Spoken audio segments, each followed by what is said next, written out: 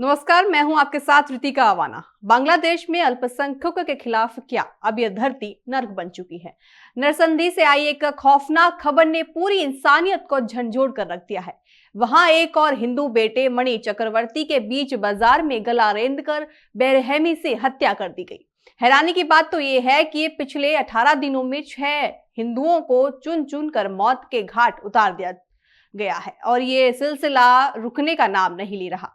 आखिर कब तक बेगुनाह हिंदुओं का खून बांग्लादेश की सड़कों पर बहता रहेगा। इस जघन्य हत्याकांड के बाद भारत का सियासी पारा 7वें आसमान पर है। सत्ता पक्ष से लेकर विपक्ष तक हर कोई इस कायराना हरकत की कड़ी निंदा कर रहा है। भारतीय नेताओं ने 2 टुक शब्दों में कहा कि बांग्लादेश में मुस्लिम कट्टरपंथियों को खुली छूट दी गई है और वहां की सरकार हाथ पर हाथ धरे बैठी है। क्या अंतर्राष्ट्रीय मानवाधिकार संगठन अब भी अपनी आंखें बूंद कर बैठा है? भारत के नेताओं ने चेतावनी दी है कि हिंदू समाज को इस तरह सॉफ्ट टारगेट बनाना अब बर्दाश्त नहीं किया जाएगा। बांग्लादेश में अल्पसंख्यक हिंदू समुदाय के खिलाफ हिंसा की घटनाएं लगातार बढ़ती ही जा रही हैं। अब बांग्लादेश के नरसिंदी में एक किराना व्यापारी मणि चक्रवर्ती की बदमाशों ने हत्या कर दी। ये घटना सोमवार रात 8 बजे की बताई जा रही है। मणि चक्रवर्ती अपनी दुकान पर बैठे थे, इतने में कुछ हमलावर आए और धारदार हथियार से उन्हें घायल कर भाग गए।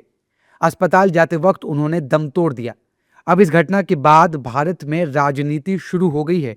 विपक्षी नेता घटना की निंदा कर रहे हैं। नहीं, देखिए, ये बहुत भयानक खबर है। कहीं भी किसी भी देश में मानवता पर इस तरीके से अत्याचार हो, उसका हम लोगों को विरोध करना चाहिए, और खासकर अल्पसंख्यक वर्गों का, क्योंकि अल्पसंख्यक वर्ग दुनिया में कई जगहों पे जब देखा गया है कि बहुसंख्यक वर्ग जो है अपना एक वर्चस्व काम करने के लिए हिंसा का इस्तेमाल करता है, तो उसकी भर्त्सना करनी चाहिए, उसके खिलाफ बात करनी चाहिए। मैं आशा करूंगा कि बांग्लादेश सरकार से हमारी सरकार बात करेगी, उन पर प्रभाव डालेगी। जब से शेख हसीना की सरकार वहाँ से बर्खास्त हुई और एक नई सरकार जो देखा जाए तो खैर चुनी हुई नहीं है, लेकिन जिस कारण से भी आई, उसके बाद से एक सांप्रदायिक माहौल बनता चला जा रहा है बांग्लादेश में। 71 में जब ऐसी स्थितियां बन रही थी, मल्टी पार्टी मीटिंग्स कॉल होती थी। आज क्या है?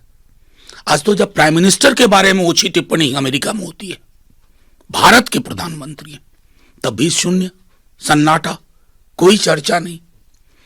और एक बात मैं और कहूं, दक्षिण एशिया का पूरा आर्किटेक्चर चिंता का विषय बनता जा रहा है।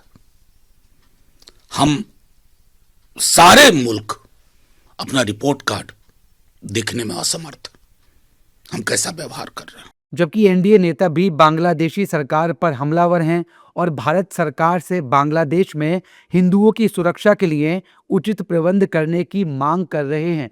जब धार्मिक उन्माद बढ़ जाता है, इनकी संख्या बढ़ जाती है, डेमोग्राफी बदल जाती है, तो फिर ये संविधान की भाषा नहीं करते। इनकी संविधान में निष्ठा आज भी नहीं है और फिर हिंदुओं को प्रताड़ित करने का काम शुरू होता है। पाकिस्तान की कहानी हमने नहीं देखी, लेकिन बांग्लादेश की कहानी हमारे आंखों के सामने हो रही है।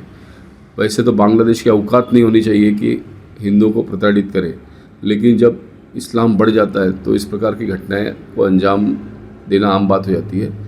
मैं हिंदुओं पर हुए हमले की निंदा करता हूं और सरकार से मांग भी करता हूं कि वो बांग्लादेश की हिंदुओं की सुरक्षा की दिशा में कड़ा कदम उठाए। जिस बांग्लादेश को हमने बसाया, बनाया, स्थापित किया, उस बांग्लादेश के लोग कट्टरपंथी और जिहादी मुसलमानों के दबाव में और उनके प्रभाव में आकर जिस प्रकार से भारत विरोधी और हिंदू विरोधी अभियान चला रहे हैं, उसकी बहुत बड़ी कीमत अदा करनी पड़ सकती है बांग्लादेश को।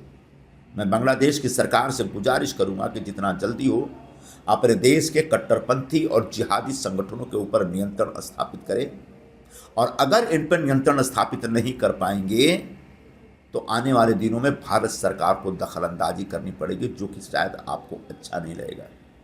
हमारे देश का एक एक हिंदू बांग्लादेश में हिंदुओं पर हो रहे अत्याचार से बहुत नाराज है, गुस्से में है। ये गुस्सा कभी भी भड़क सकता है। नहीं, ये अफसोसजनक है, और दुनिया के किसी भी मुल्क में वहाँ की अल्पसंख्यक जनता के साथ कभी भी कहीं भी जाती होती है तो हमारे जैसे लोगों का दुखी होना बड़ा स्वाभाविक। इस घटना ने बांग्लादेशी सरकार को फिर से कटघरे में खड़ा कर दिया है कि आखिर वहाँ कानून का राज है या नहीं। कैसे कोई भी आकर किसी की जान ले रहा है? आखिर कैसे आए दिन हिंदुओं की हत्याएं की जा रही हैं? बहरहाल इन घटनाओं को लेकर भारत में विरोध प्रदर्शन भी जारी हैं। बांग्लादेश में गलियारों से उठती ये चीखें और मातम में डूबे परिवार आज पूरी दुनिया से एक ही सवाल पूछ रहे हैं कि क्या इंसानियत का कोई धर्म नहीं होता, या फिर मजहबी कट्टरता के आगे बेगुनाहों का खून इतना सस्ता हो चुका है कि भारत के कड़े रुख और अंतर्राष्ट्रीय दबाव के बीच अब वक्त सिर्फ निंदा करने का नहीं बल्कि उन हाथों को रोकने का है जो नफरत के नाम पर मासूमों की जान ले रहे हैं। फिलहाल के लिए मेरे साथ इतना ही। अब देखते रहिए न्यूज़ टीवी इंडिया।